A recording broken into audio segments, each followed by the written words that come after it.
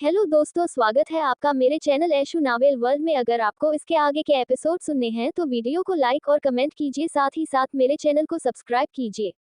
Chapter 19। अब आगे। माधव अभी अयांश के केबिन में ही था। अयांश ने माधव से पूछा, दादाजी कैसे हैं? उद्धरण चिन्ह। माधव बोला, अध्यक्ष अब ठीक है, उनका स्वास्थ्य तेजी से ठीक हो रहा है। अब वह पहले से बेहतर महसूस कर रहे हैं। ये तो अच्छी बात है, लेकिन तुम्हें सतर्क रहना होगा। जी मिस्टर सिंघानिया, वैसे क्या तुम्हें सियान मिला? उद्धरण चिन्ह। शायद, माधव ने कहा, जिस व्यक्ति को मैंने नौकरी के लिए रखा था वह वापस नहीं आया, लेकिन मुझे पूरा यकीन है कि हम जल्द से जल्द उसे ढूंढ लेंगे। अयांश ने ऑर्डर दिया, उसे फोन करो ताकि हमें पता चले कि क्या हो रहा है। जी मिस्टर सिंघानिया। जैसे ही माधव ने अपना फोन निकाला, जिस व्यक्ति को वह कॉल करने वाला था उसने उसे एक मैसेज भेजा।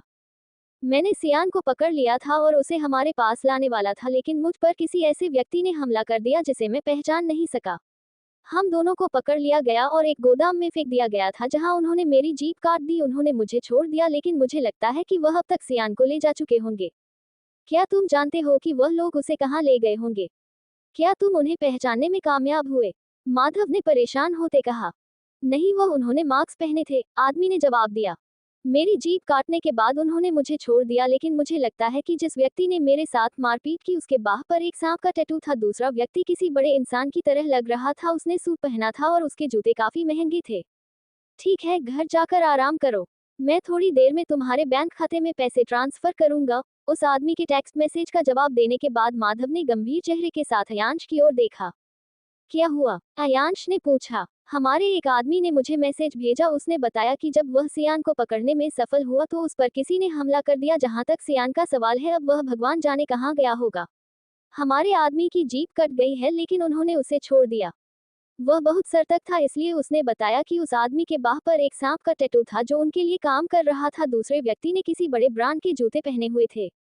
माधव ने अयांश को सारी घटना बताई। अयांश ने गुस्से में अपने मुट्ठियां भींच ली। वह स्नैक टैटू और जूते के ब्रांड को अच्छी तरह से जानता था।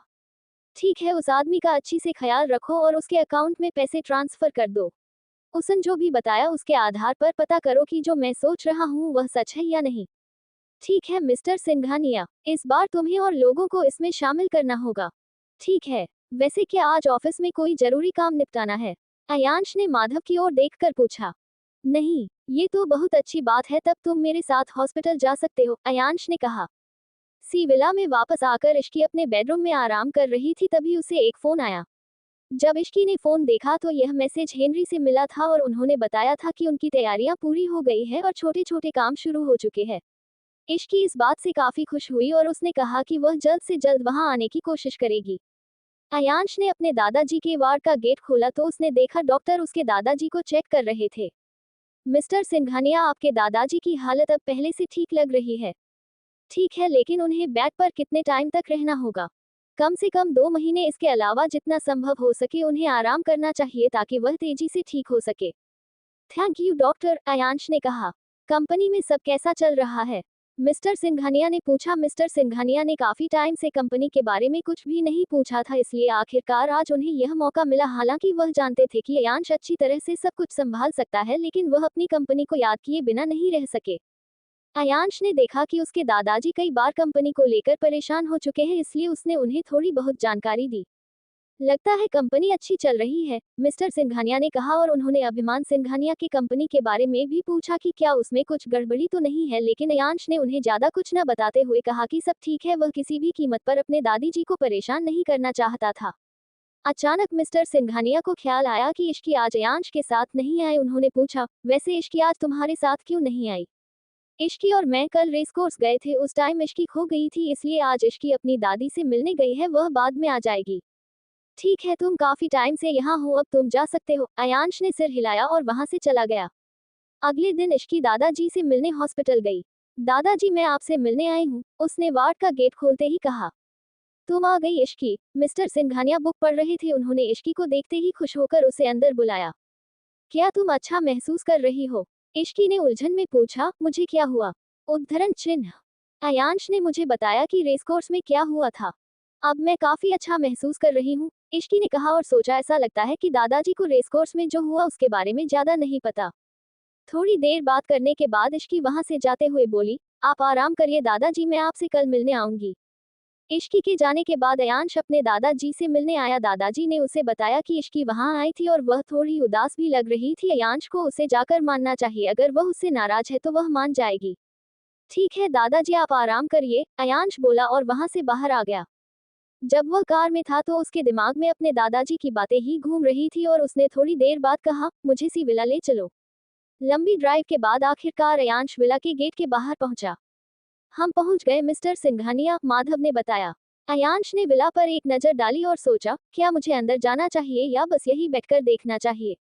उद्धरण चिन्ह। मिस्टर सिंघानिया, एक आवाज सुनाई दी जिसके बाद दिया बगीचे से बाहर आई।